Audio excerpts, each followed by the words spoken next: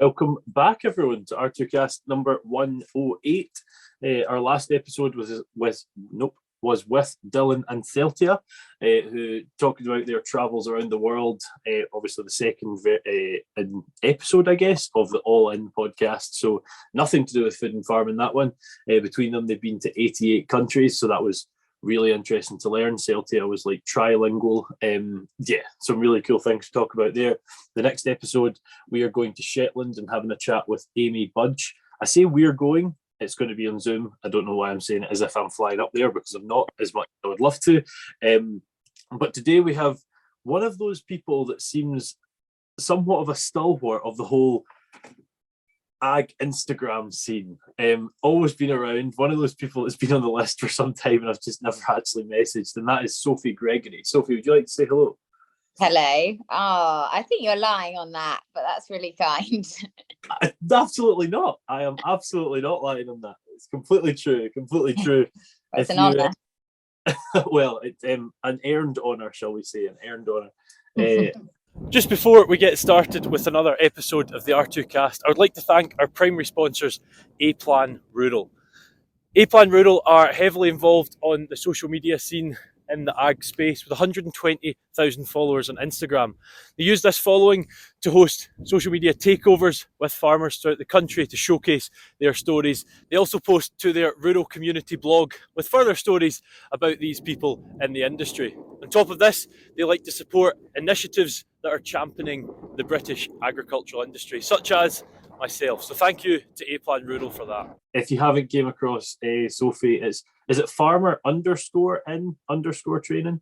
Yeah, farmer in training. Yeah, it was just started because pretty much farming. I am farming in training. I don't think you ever become a qualified farmer. You're always learning. So that was sort of the start of it, really.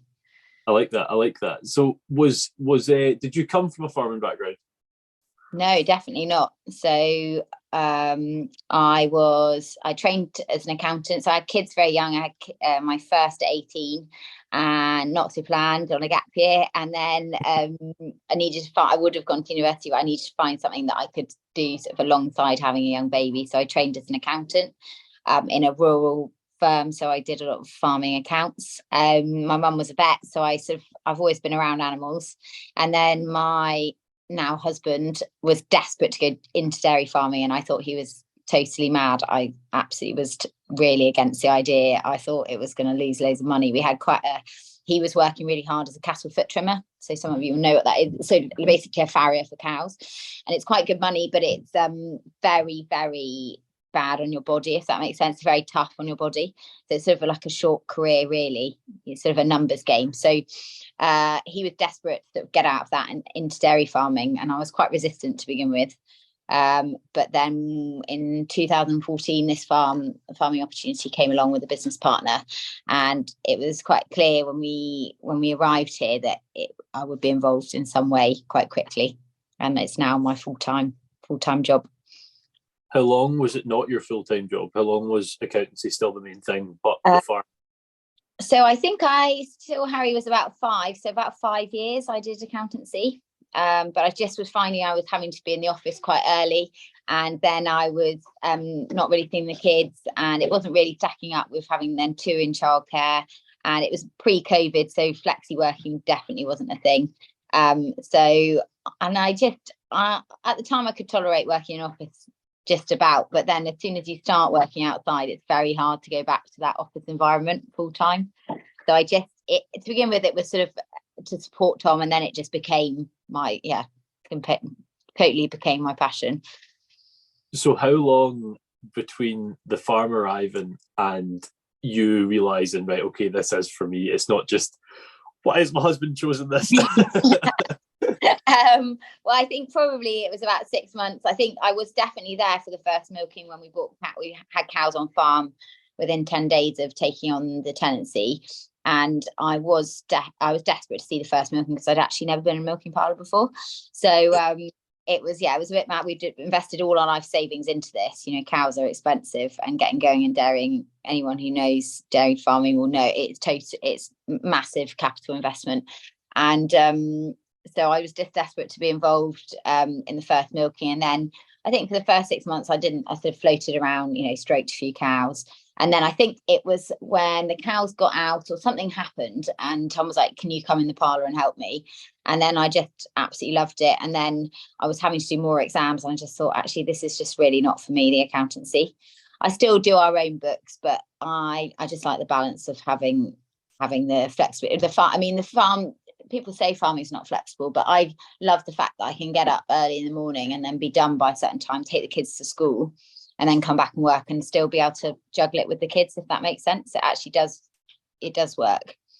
Yeah, I guess it's not flexible in the sense that there's always something on, but it's flexible in the sense that you can move that an hour or so. Yeah, exactly. Which is useful in that position. Can you tell us a bit, Sophie, about that process of going from not having a farm to then having a farm? Because that's a massive jump. It's a stressful situation, I assume. You've already mentioned sort of how intensive it is money-wise. I originally started this podcast because people wanted to know how you get into farming, and I had an absolutely easy route in. I was born into it and whatnot, so you're the sort of perfect person to talk about this. Yeah, of course. So I think the biggest things that I always say to anyone wanting to get into agriculture are get experience as much as you can before. So like, even if you're just volunteering on another farm, like, experience definitely talks. Get hold of some stock as quickly as you can. So like, run your, like, be able to, even if you're just getting sort of 10 acres or anything that will give you experience, it shows commitment to the animals, and it actually teaches you a lot, because the amount of admin and paperwork actually involved in like 10 acres is quite similar.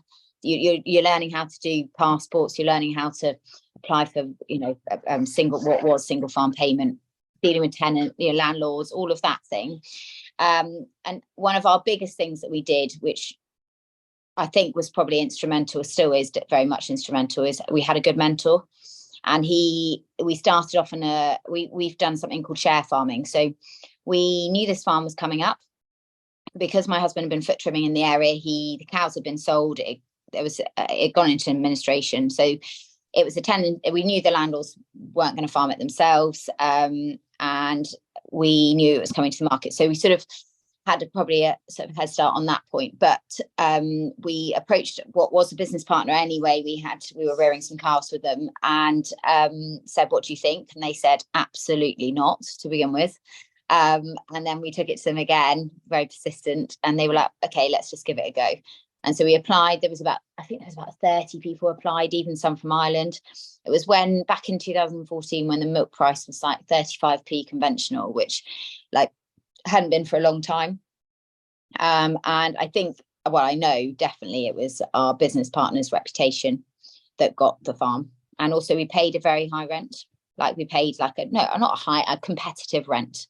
So I think it was that full package of having a young team on the farm, but with the guidance of a mentor.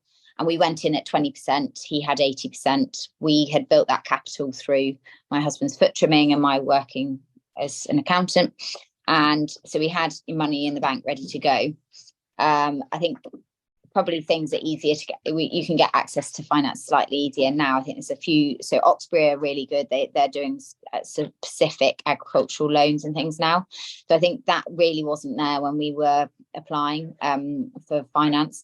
But we started at 50%, 20%, built to 50% over the first 4 years, and then we sat at 50%, and then we're just negotiating the next jump, if that makes sense. So it's 10-year tenancy, and we're sort of actually in 10 months off the end of a 10-year tenancy. It's pretty much signed, but it's just a few things left to do, if that makes sense.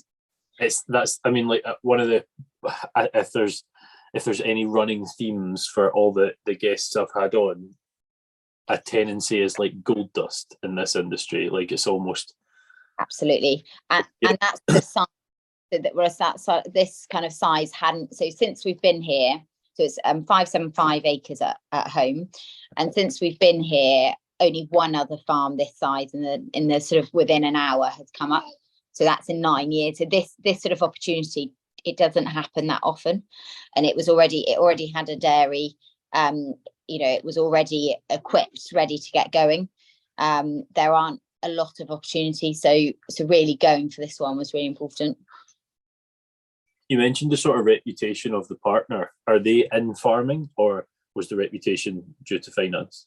No, so they are in farming. So I think they've got eight dairies now, but they started on one tenancy, and actually I want to say it's 50-50 split on owned and tenancies now. Done very well off a very simple model, and just grown very, very quickly. And they just had a very good reputation of being tidy. One of the big things was that the landlord gave us sort of, I think it was like 4 hours notice to come onto our actual farm that we were running at the time. We had a very small holding, like it was like 4 barns, 1 acre.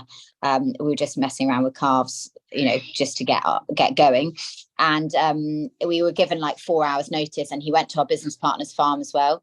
And it was the ability to be able to be like, yeah, come, the farm looks clean, tidy. That talks a lot. And I think probably as farmers, we forget that public perception sometimes is really important. And like, we probably don't see some of the mess that others would, if that makes sense. It's very easy, isn't it? All of us farmers are very busy people, and it's very easy to like put that to the side and be like, oh, I'll do that, in a few months' time.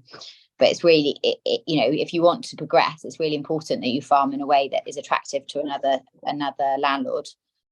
It's quite a common system that we have a thing up here. I'm based just in the south of Scotland called Farming Partners, and I don't know if you've ever heard of them. If not, it's very simple what's going on, similar to what your business partner's doing, sort of owning and splitting up ownership and allowing that ownership to increase for the managers that are running it. It's a really cool system, and it's a way that a person stroke company can make money but also encourage others into farming. So it's a massive win for the sector, in fairness. And it's funny you say about cleanliness of the farm. I've got a drone in the last few months, and I've been taking sort of drone shots for folk here and there, and it's quite funny getting a shot of like a farm, and you put the drone up, and then you'll get the photos, and it's quite often the lady of the team, whether that's the wife or the partner or whatever, will say, "I bloody told you that was a mess." That's always quite funny. They don't see it, I don't think.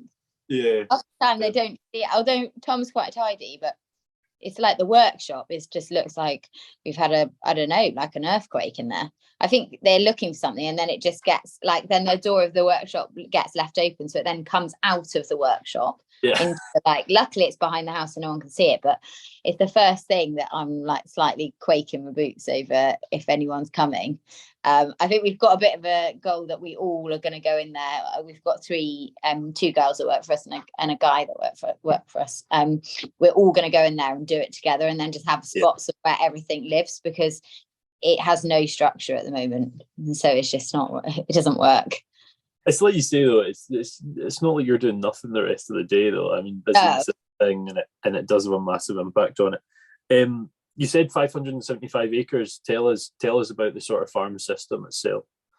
So we started with 575, and we were going to milk 280 spring calving organic cows. So we had to go a year in conversion. We bought a lot of organic cows, and the land we could backdate because it hadn't been farmed. I think they'd been out sort of 18 months or something, so we could backdate. So normally it's 2-year conversion, and then we fed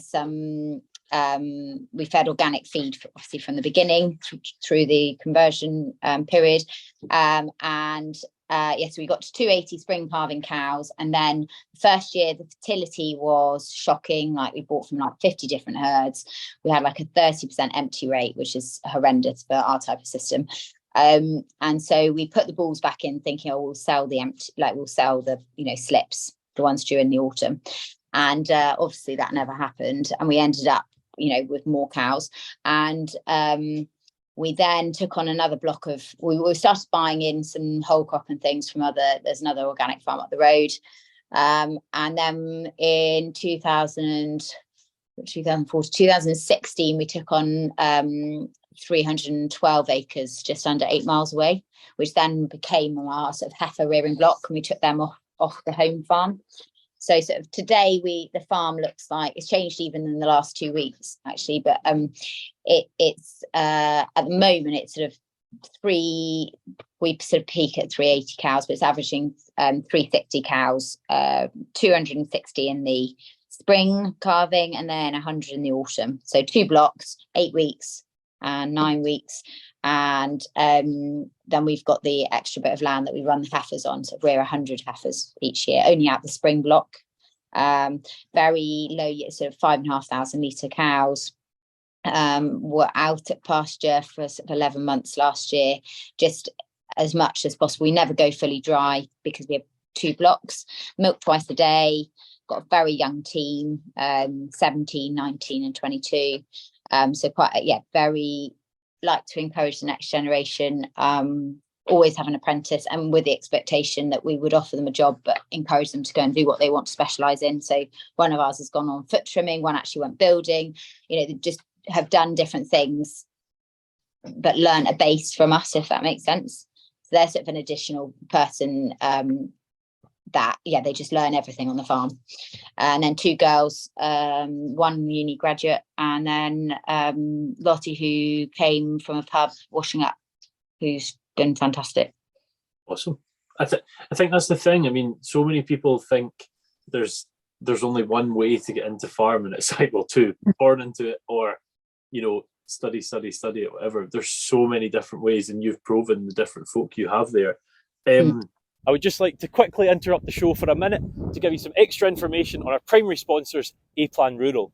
A-Plan offer bespoke cover for farms and estates the UK over, and will give you tailored insurance for anything on the farm, from your old workhorse tractor that's been around 20 years or a fancy new and exciting diversification.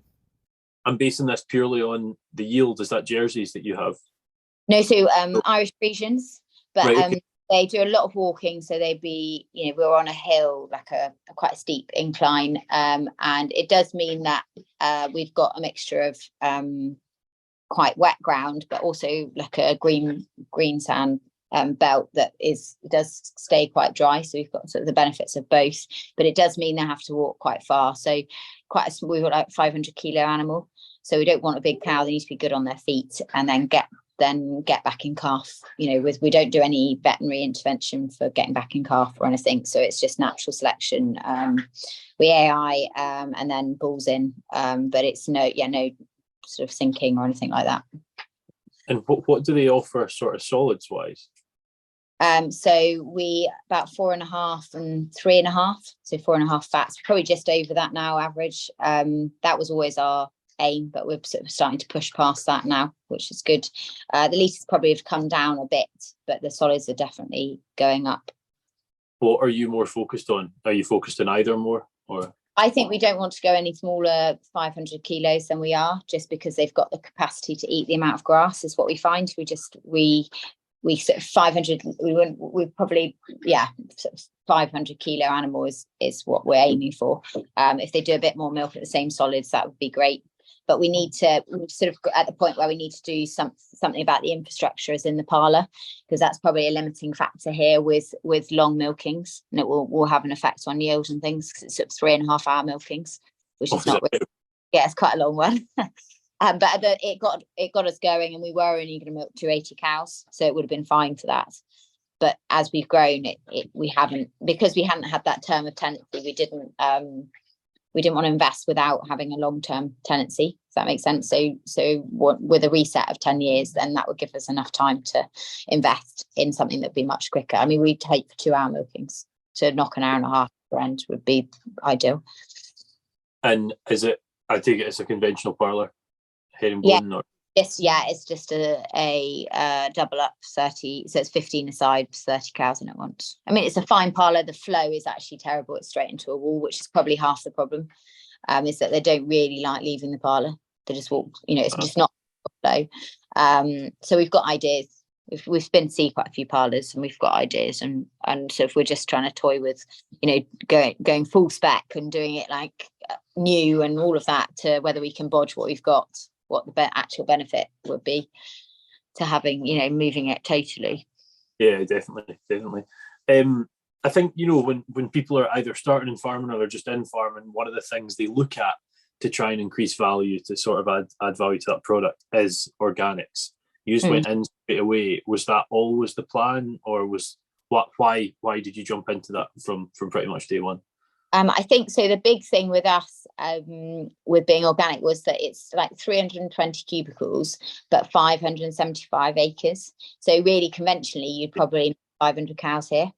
So like we'd have to have invested in infrastructure if we wanted to be conventional. At the time, it was actually purely a financial decision. We did the budgets for conventional and organic, and we did the budgets for spring and autumn calving. And actually, the autumn organic stacked up best, but we knew spring better. So we went with spring organic. Our business partners only ever had organic herds, so we were learning from him too. But as you know, after the first couple of years of organic, we were fully committed, and now I'd say it's more of a sort of like in their kind of decision, like in the heart decision, than actually. You'll find a lot of organic farmers are the same. Like you're either like in it for the like because you totally believe in it, or you're in it, you know, for financial gain. But the margin now is so small between conventional and organic. Like it used to be when we started, it was about 10p, and now it's about 4p. So is different. It? Yeah, it's hugely different. So it's some of even if we went conventional, not saying that we would at all at the moment, we wouldn't, but we wouldn't really change much in our system. It would just be the feed cost. There was, I mean, this figure I'm saying is probably a couple of weeks old, but there was a pretty notable drop in milk price conventionally. I mean, that you guys as well? Yeah, organics followed. So we supply Arla. We're part of the European cooperative Arla, and they own Cravendale, Lurpak, Anchor, all of those big brands, and then they have the rights to selling Year Valley fresh milk, cream, butter, cheese under their label. So that's where a lot of our organic milk goes, and also the biggest customer for organic milk for Arla is McDonald's. So all of their fresh milk in McDonald's is organic, so tea, coffee, that kind of stuff. It's all organic. Yeah, so any milk in coffee is organic. So the milkshake stuff is not organic. I can imagine that. Yeah. No comment. But I mean, that's any fresh milk, sort of straight into tea and coffee and stuff, is organic. And Arla juice for the coffee. Yeah, I'm not overshocked. Not overshocked the milkshakes and McFlurries aren't. But that's when the beans work in that is anyway.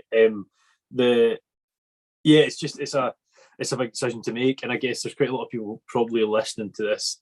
Sophie, we've got an idea of what organic is, but could you tell us what the differences are? What is it you've got to do to stay organic?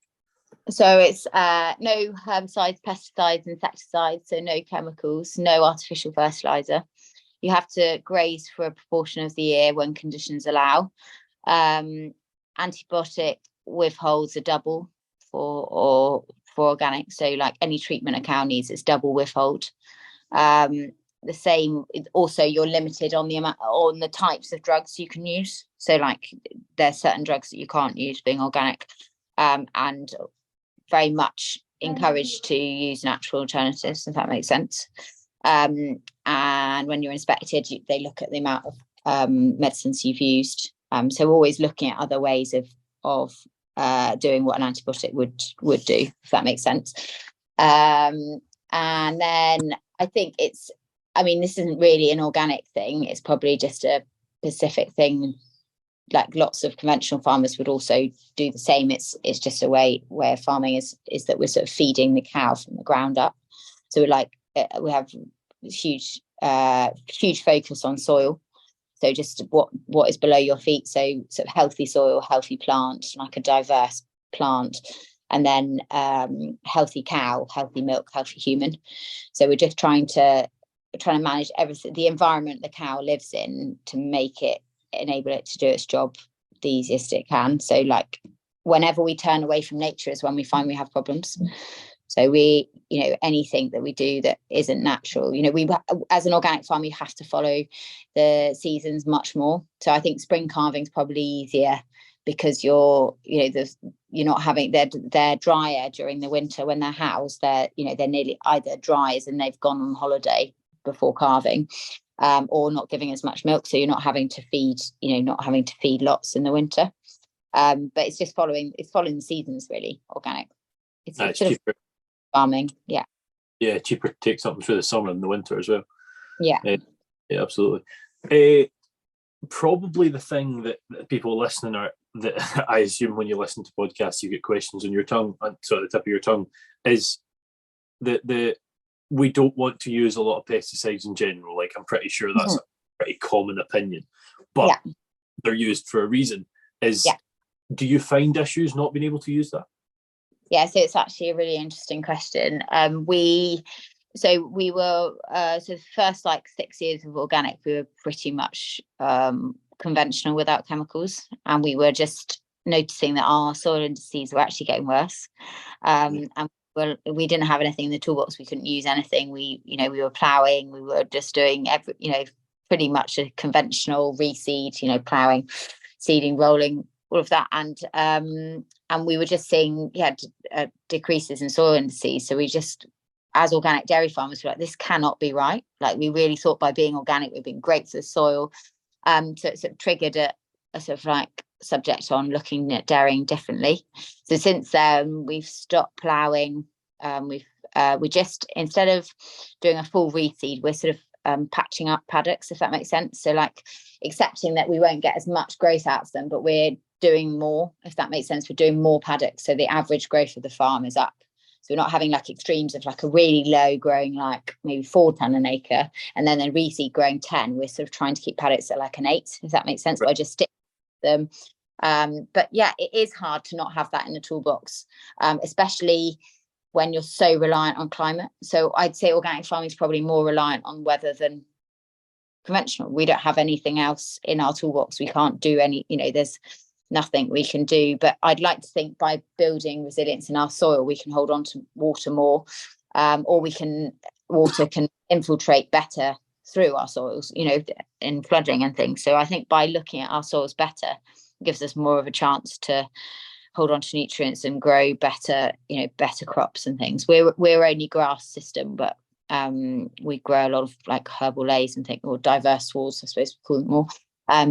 So our soil, that is a soil approver as well. So every decision we make is aligned with the fact that we need to look after our soil. You mentioned you brought in whole crop from other organic. Yeah. I take it you're still cutting your own silage though. Yeah. So now we've given up buying in whole crop from anyone. Since we took that 300 acres on, we grow a lot of it ourselves.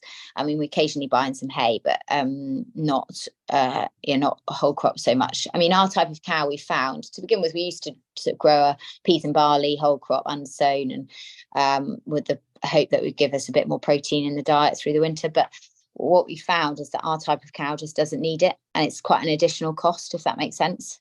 It's not, we don't get the response because 2/3 of our herd are quite dry in the winter, as in they're quite stale, they're not producing a lot of milk.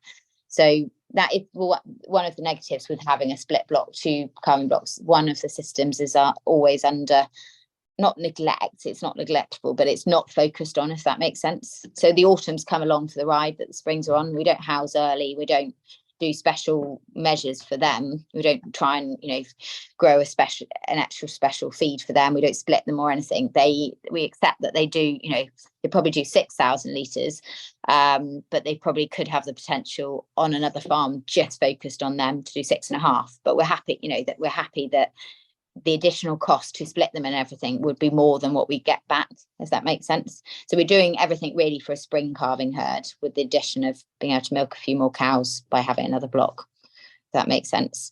So no only grass now, or herbal lays, and no whole crop or crops. The one of the things you said right at the start that your challenges was, well, not strictly challenges, it was just one of the problems, was fertility. How is fertility now? Maybe more of a focus on sort of calving index. How quick are you getting back in calf? Is there much chance there? Yes. So because we've got 2 blocks, the aim is to get them back into the same block. Obviously, a spring calver can go to the autumn if it doesn't get in calf, but an autumn calver cannot go back round. We're quite strict about that, just because otherwise you end up with a real, really long days in milk. It's just not, they're not the cows you want to keep in the system. Our fertility on the heifers, there were 3, so we served 90, so like 93. So on one free martin, you always get a free martin. No matter how on it you are, there's always one come out as a twin that you haven't realised. And it's not till you scan them that you're like, oh great, so I've just reared this heifer and it's actually a free martin, and it goes in the freezer. But out of those 93, only 3 didn't get in calf, and then we gave them another go because actually for us that the autumn block isn't that big, so we just could carry them, and they were smaller ones anyway that probably, you know, that they weren't really at weight when they got to the spring block. So it was only 3, so actually, and so they all got in calf for the autumn, which was good. Fertility in the heifers has always been good. We found last spring we calve the second week of March, and so when we were serving, it was really hot last year, and so we did struggle a bit with fertility then. The grass had gone to head. It wasn't ideal, but normally we'd sit around between the 10 and the 15% empty. But then of those 10 to 15% empty, a lot of them would get back in calf for the autumn. So actually, like our cows out of the system, a lot of them would be selective culls, so ones that we don't actually want to breed from. We're very, very hot on yonis, just because we had 70 when we first came, because we bought from like 50 different herds, and yonis wasn't really a thing at the beginning. It wasn't like something you bought a cow over, you know, not many people were testing. So as soon as we started milk recording, it was through like the highs. So we were like, the first thing for us was to cull them out, as in over time. Obviously they did milk through, but we rear quite a few more heifers than we need, because we're conscious that was a issue. We've got very low yonis now, but we've been at that for like 8 years. So the next thing I think we'll look at is probably cell count. We've never really culled for cell count before, although it's under control at the moment. There are times when you think actually that cow probably shouldn't go back in, if that makes sense. So we're able to be a bit more selective now. We've got on top of the yonis. But in general, the fertility is good. It's so much of it's to do with the season, the weather, and the stress the cows are under, as in, like, if it's really hot, they don't like it. But that's, I think, a lot of people who are calving later in the year probably found that last year. Yeah. And you mentioned yonis there. What is there any major diseases that around where you are that are an issue? That's one that's obviously coming up. I mean, TB. So like a lot of the local farms down with TB. We've actually just gone clear yesterday, which we were clear for. We went down when we first came. We went down, which wasn't a surprise because we, had so many different areas, etc. And you never know whether the test is fully accurate. We could have had a false. It could have actually been one of that cow could have been a reactor, but not picked up on their test. So we had about 18 months at the beginning that we lost 30 cows, and then we were clear for 7 years, and then we got shut down when was it? So it was just before calving last year in the autumn, and we just had a clear test. We're 6 monthly anyway. We just had a clear skin test and then an abattoir one the week after. So it just threw like one that they then cultured positive, and that then threw us to having another test, which we had, and we had one IR, which they took as a reactor under severe, and then they gave us one more test, which we had a fully clear test, and we were expecting to have to test again.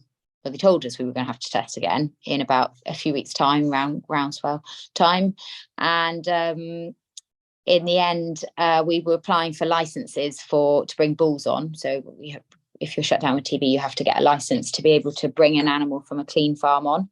And my husband had already gone to them and said, look, can we have a license? And I was just ringing to chase it. And they said to me, you do realise that if you sign the cleansing form that you'd actually be clear? And we were like, no one has told us this. They'd let us go, we'd sold some calves under restriction and they hadn't told us this. So because of our history being quite good with TB, they'd actually taken that one IR. It didn't have any lesions as a clear test. So they just hadn't told. So the communication really within that was very complicated and not right. But we are now clear, which will make a big difference, because we've still got calves here from this spring that I thought I'd probably end up having to wean and have on a patch of ground. I've still got autumn calves here that are sort of nearly 6 months old that I'd like to shift. They're actually on rough permanent pasture now, but and not costing a lot, but I will sell them. I'll be able to sell them for probably twice of what I would have done. This, when you're shut down with TB, we're very lucky we can still sell our milk, but I mean, the actual fact that the calves are worth nearly zero is the restricted thing, and also the fact that you can't get them off farm to be able to focus on your replacements, your heifers and things. You know, finding someone who has space for TB restricted, beef calves is quite hard work. It's just the test's an issue. Like there's it's really not the problem up here, but it's the test. And it's really made us think, well, it's about how to build a resilient system that doesn't rely on having a clear test. So we've thought about actually how, with some more bits of land that we've taken on recently would suit beef calves. So otherwise we'd either make hay out of it, but suit beef calves. And if we had to, it would mean that we weren't so stocked on the other bits, and we could give the good bits to the heifers. And an Angus will grow on thin air, whereas a dairy heifer, you've got a target weight to get them in calf, whereas an Angus, from grass you can feed, it can be slower. So we sort of tried to build our business a bit more resilient to the fact we could be shut down again. Just don't know, do you? It's so out of your control, which is so frustrating. Yeah, well, that's it. And the inclusivity of it, the inconclusiveness of it, is, it's sad to see places get completely shut down for what turns out to be nothing like it. I know that's required, but it seems like this far into it, there should be a better way. I'm not the person to say what that is, but there must be. There must be a way. Yeah, you'd think so. What's the sort of plan with the male calves? What happens? So we all sex semen this year. That was another thing we did once being shut down, because we thought, I don't want the risk next year. So the only thing with sex semen though is you really need to have the animal in the right condition. Like, you should have that anyway, but you can't, because the conception rates aren't as high for sex semen. So like the heifers need to be at weight. Like they are, we've just weighed them, they're averaging just over 300 kilos, and they're bulling really well, so I'm not worried about that. But if you would have slightly lighter heifers, post a drought, or just a burden of work, anything like that, you really need to have the conditions right to get it in calf with sex semen. So it does affect fertility a bit, but for us it was a no-brainer, because we, to have more than 10% bulls is just not viable. It's better to have beef, to have a higher value animal. Before we were shut down, we had a local farmer who used to take our Frisian bull calves for free, so we just give them to him. And because we're part of Arla, part of the cooperative, have a policy called every calf has a value, so actually you have to keep them alive anyway. So we've always done that as part of organic anyway. I feel like they are a responsibility as part of the system. It's not actually as producing milk, you have a responsibility for the calf and its destination. So it was never an option to do anything else. But we had a good home that they used to finish them, but their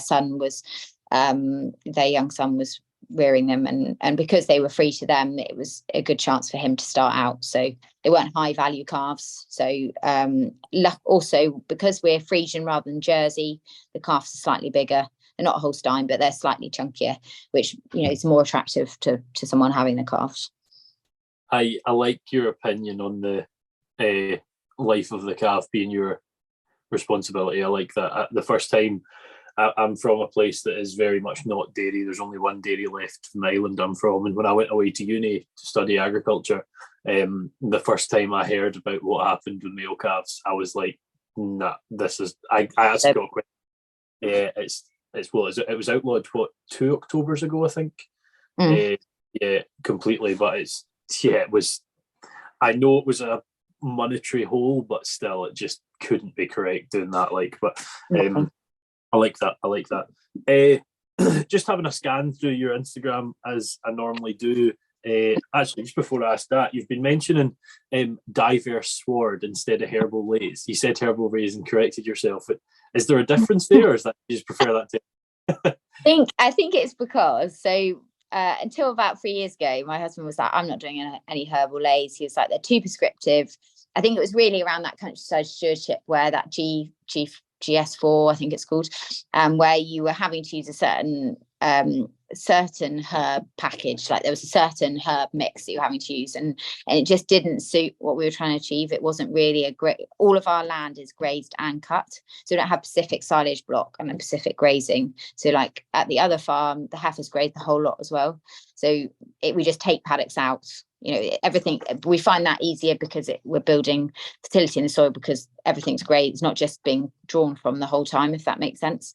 So it's always really important to us to have something you can cut and graze, and that GS4 was not really suitable, and that was known as the herbal lay. So I think Tom was always like, oh, I'm not growing any herbal lays. And then the minute, you know, they became way more flexible on their view, countryside stewardship.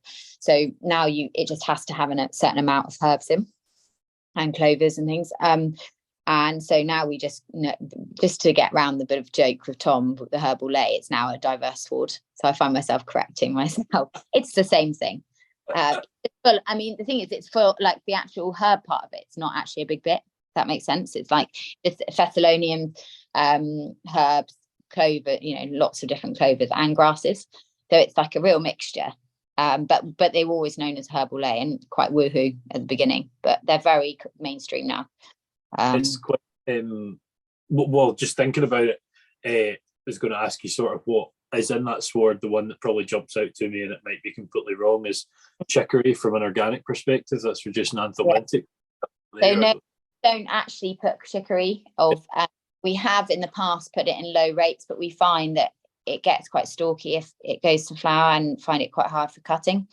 And we also find that it does very well in dry parts of the country. And I've got friends who very much rely on having it in their mixes because it grows through a drought, sort of the, you know, east side of the country. But for us, in a non-drought year, we should grow grass the whole way through.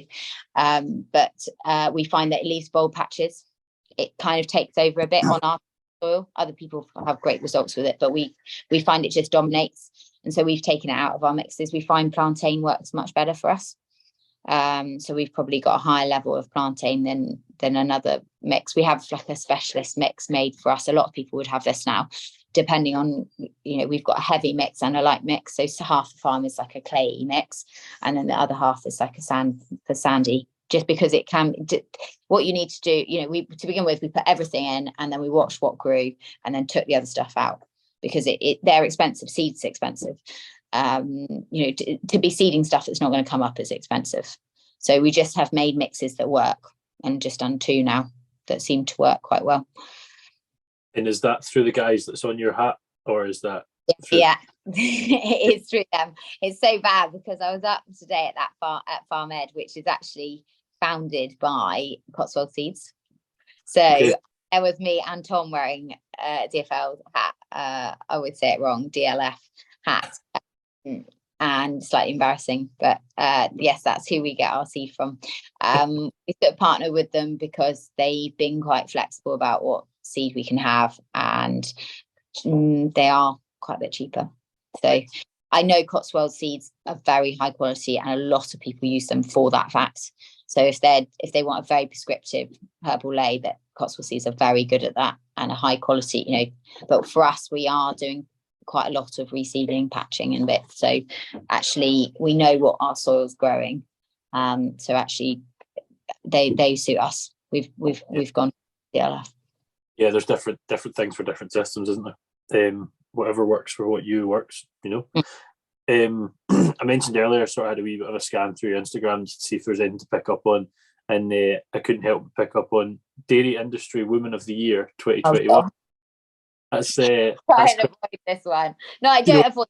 It was a massive honour, and it's led to so many things. And if anything, it gave me huge confidence to do some things that I wouldn't have done otherwise, that I'd wanted to do, but I didn't have the confidence. And it was really nice because the girl who nominated me was working for us. She's actually gone on to like a more of a management role now, and we didn't have, because Tom and I are both here, we didn't have that position at the time. So she came from being our milk recorder to wanting to get back into ag, as in actually, you know, putting pups on and, you know, being involved in the grazing, all of that. And then she moved on to a few other dairy farms, and now she's really settled with a local farm up the road. So that's really nice. But being nominated by someone who worked for you is actually That's like the biggest compliment, really.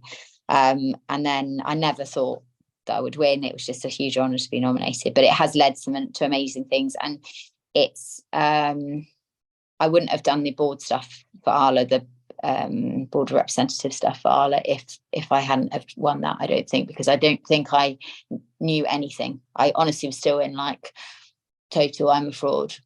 And I probably feel that slightly now still, because I don't think with farming it's so, and I try and say this to the girls that work for us, is that it's not like I can't say to you, this is how it's always going to be. So like at the moment we're foot bathing twice a week, but actually we had a conversation on the way home that actually, do we need to be foot bathing? It's under control of the feet. And so I'm going to end up telling them a different thing.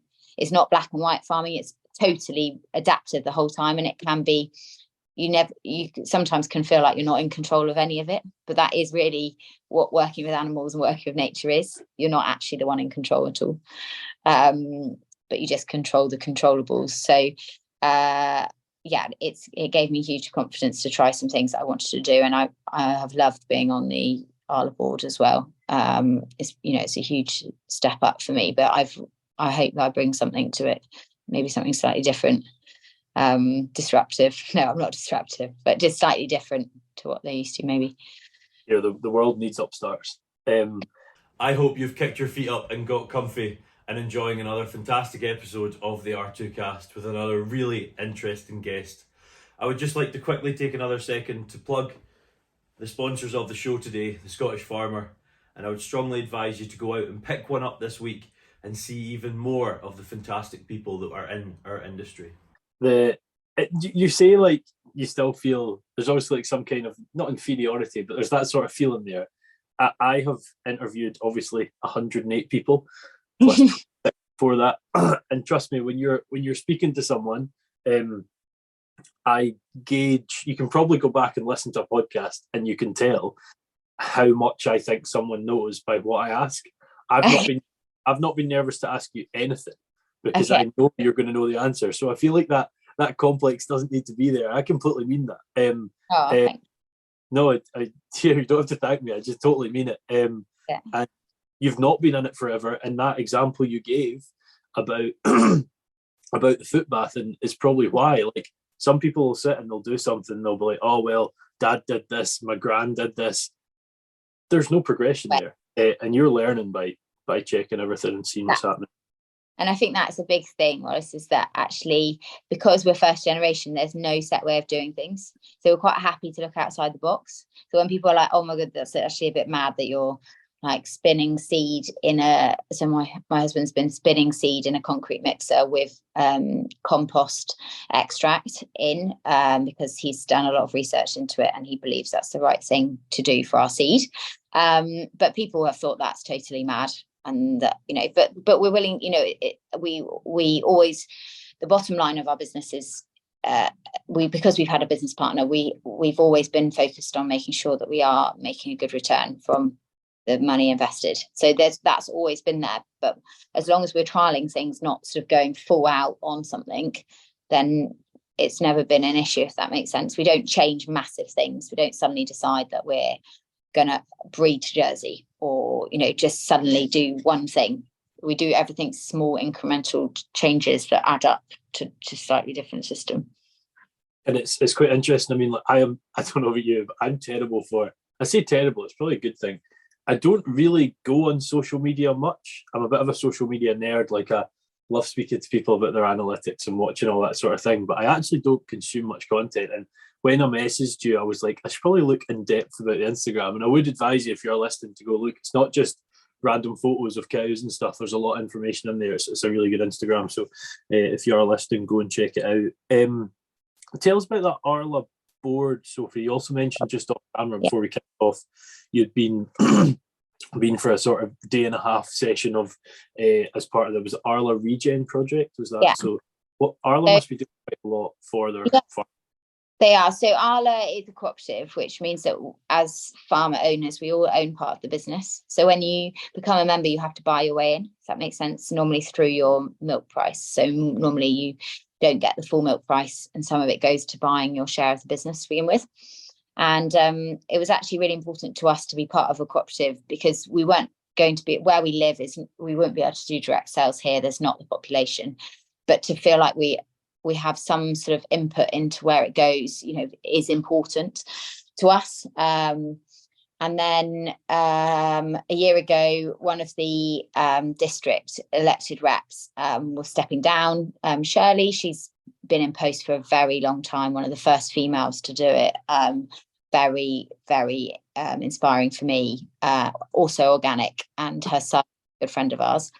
And she was stepping down, and she said, like, if you want to do it, this is the time to do it. So she was also a board member at the same time. So I applied to be elected, and you have to be voted on by your district.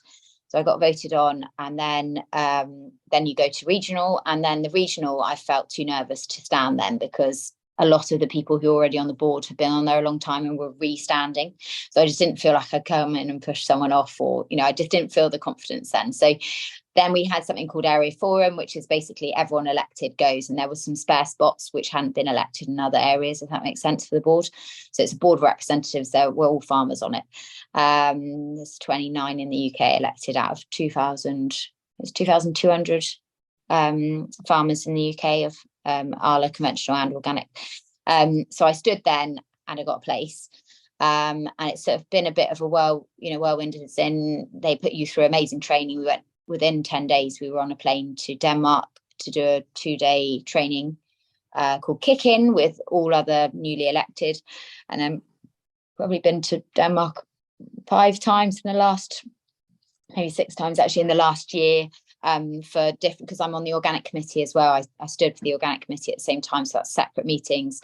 Policy steering group, which only really meet over teams, and then obviously BOR and training things. So it's led to a lot of things, and also you feel like you know a lot more about the business that you own part of. But they also, because they are with Regen, they didn't want to be seen to be going out and shouting, "Oh, we're regenerative," without having any data. They're very cautious on things like that because it is such a big business.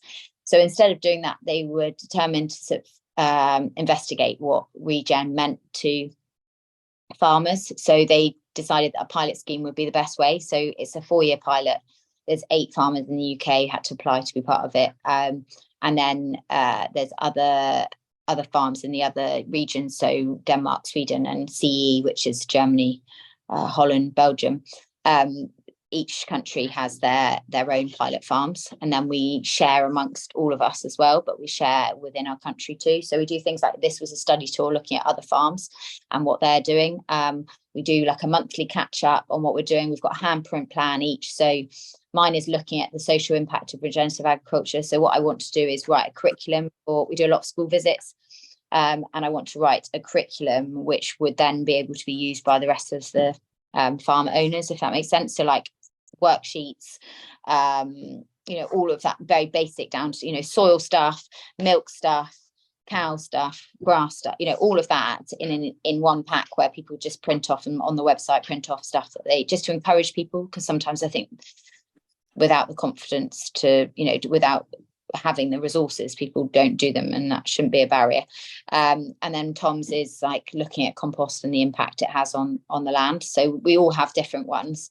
So we work with they have sort of an advisor, Regen advisor, that we've done work with, and then we've been on probably go on 3 study tours a year, just 36 hours altogether. Depending on where we've been to Year Valley, they're part of the pilot scheme too. Year Valley, we've been to where we went just now, the Cotswolds. They've come to us for a Pacific grazing one. So we just move around, share ideas.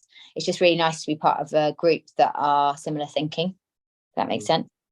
I'm quite happy, quite willing to try things. 2 of the farms are housed, and so what their view on regenerative is quite different to ours, which is really useful because we pull stuff from them and they pull stuff from us. So the way they're establishing crops and things, the way they're using different chemicals, they're like changing that depending on what they're learning from us, and like their because a lot of them have much larger teams, and learning loads from how they manage their people. Because some of them, would be nearly, a family of people working for them. And that's really important to get that right, because they're very reliant on having a good team of staff. So it's just drawing off each other, which I think is the best way farmers learn. But yeah, no, Arla's a great cooperative. It's got heavy brands, so big, well-known brands. And I think it's just exciting part of something that is that you own part of. When you go to factories and have a look, you think, actually I own like 0.00 of this. It might seem a small amount, but you do, they're investing the money you've invested. Yeah, and it's you said it's the best way for farmers to learn. It's the best way for everyone to learn, is coming together and seeing best practice, and best practice maybe isn't the word, because that makes you think there's one. Just like you're saying, there's so many different ways in which good things are happening in so many different systems, and yeah, it sounds like quite a progressive movement. Denmark could be cool. It's an interesting country agriculturally. It is very different to us. Very different. Shorter growing season, so more intensive, I would say, but only because they don't have the period of time of growing grass than we do. So they've heavily invested in buildings and things, because their cattle have to stay inside longer because the seasons just don't allow. It's quite piggy as well, isn't it? There's a lot of pigs on there. Massive. Denmark. It's like the big, the main one. Yeah, huge. Yeah. They didn't convince you to go into that, did they? Pigs. I've got 8 pigs here. 6 are about to leave the building. I've sold them. They're leaving at the weekend. 6 girls. And then we do some sausages of our own. My husband makes them with a friend. And yeah, just for ourselves, but we sell, gift a few away. Just because it's nice to know where your food's from. Yeah, 100%. I think some of the intensive pig systems that I've been to, I'm like, oh, I'm not a fan of this. Things, pigs, and they are very intelligent animals. So they just, I don't fully trust them. Yeah, are they smarter than us? Like, the eyes that get me, they're freaky. The eyes. And the smell thing, in fairness, doesn't affect me. I've not had a sense of smell since I had COVID 18 months ago. No way. That's one of the best things about it. Not that I have pigs. Can you taste it? Can you have it? Weird. Yeah, and someone said this to me last week, and I've never actually thought about it. I lost taste and smell at the time. It was like the 18th of December, so I was like, see if I can't taste my Christmas dinner. But I got my taste back maybe like 22nd, 23rd, and I've smelled about 5 things in the last 18 months. Things taste different, but it's been so long I can't really remember what they tasted like. But I know I like chocolate less now, which is a good thing. It's quite handy, actually. I love yeah, I did as well. I probably still do, but I don't really know how to explain it. Everything's slightly different. But what was I going to say? No, I can't remember. Oh yes, I was going to say the wee ones, are the kids interested in farming? Do you see that being a thing in the future? Yeah, I think so. The eldest is probably more interested in tractors at the moment, just because of his age, and he can drive a scraper tractor better than me, much better than me. At 14, the middleist is very good with animals. I think she'll do something. She'll probably do veterinary or something like that. She'll be involved in animals. She's very good with the dogs. And then the youngest is just happy doing whatever. She's 5. She just has to roll in with everyone else. Not neglectful, but she does just have to. She just follows us all around. No need to know what you're doing at 5. Or 14 for that matter. Or really, in fairness, don't really know what I'm doing yet. No, here, Sophie, it's been a pleasure. It's been a pleasure. Really enjoyed it. No, I'm glad. Time sort of flies by. Believe it or not, that has been enough already. My goodness. Yeah, it's 57 minutes. It sort of flies by. But there's 2 questions I ask everyone at the end of every podcast, and you'll be very good for one of them. But the first one is, where do you see yourself in 5 years? And the second one, which I think will be really good for you to answer, is, if you had tips for folk to get into farming, what would they be? Well, the 5-year one. So we have this sort of plan of what we really want is to move one block off. So like move the either autumns or springs off the farm onto another farm, and we've just taken on an arable block of sort of 350 acres, which at the moment will just be, to mill and sold off farm. But the aim long term is that arable will feed the 2 dairies when we get another dairy.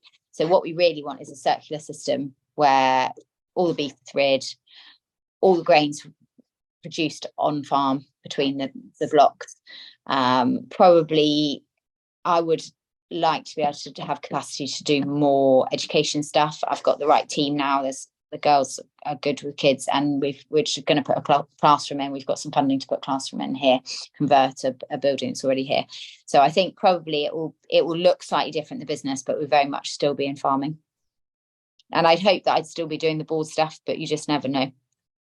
Yeah, well, it sounds like you're an asset, in fairness. So yeah, and halfway through the next tenancy. So yeah, exciting times. And if you had tips for folk for getting in, I say don't give up. So I would just like keep going. So it's very, the first tenancy that you're going for, we went for 3 before we got this one, and it's very easy to get disheartened, but to keep going, get experience, get yourself a mentor. That is a big thing. Get stock as soon as you can, and build a relationship with the bank manager. From, even if you're not wanting to borrow money, build a relationship. Oxbury are brilliant. They're very focused on purely agriculture, and they have a young team there that just build a relationship, and also be very open-minded at opportunities. So like, it might not look good on paper, but actually go and see it. Just tell everyone what you want to do, because if someone might come across something that you don't even know about, and it could just open a door to something you're not least expecting. So yeah, definitely just keep going is one of the big things. Brilliant. And coming from someone that literally not even 10 years ago did that exact thing. So yeah, no, fantastic. No, as I said, it's been a pleasure having you on. Does. Really enjoyed it. I'm glad. It does sort of fly by, and I'm conscious of the time, and I better let you get back to the evening. Going food shopping for my neighbour, which is totally mental, but I have a very dotty neighbour who is very specific about where we do her food shopping, and it's like the only reason I still do it is because I feel good for doing it, if that makes sense. Nothing to do with, she can be slightly witchy, but she likes Tesco's. So because we've been away, I haven't managed to do it within the time frame. So I thought, actually, we need some shopping. It will be quiet. It's the perfect time, actually, to go. So I tend to finish these podcasts and go to Tesco as well. I'm more of an Aldi fan, but it's too early. Yeah, it shuts too early. I like to go to Aldi to pick up milk and come home with a chainsaw, but it's so like that. But no, I better let you get on to neighbour shopping. But just before we do finish, for those of you listening, as I said, the last episode was with Dylan and Theltia talking about world travel. Very eye-opening. I would advise you go follow both of them on Instagram, because they just document everything they do every day of every week. They talk about what they're doing, where they are. They're settling down for the next month in Mexico, which I think is the longest I've ever stopped for the last 5 years or whatever. So that was a really interesting one. Obviously, this one's been a great episode. And then next week, or not next week now, it's 2 every week. The next episode with Amy Budge, one of This Farming Life's sort of major success stories, the 3 sisters who unfortunately lost their dad and took on the farm at quite a young age for the 3 of them. I don't know what age the eldest was, but I think probably about 25 out of the 3. So took on that, quite a big role.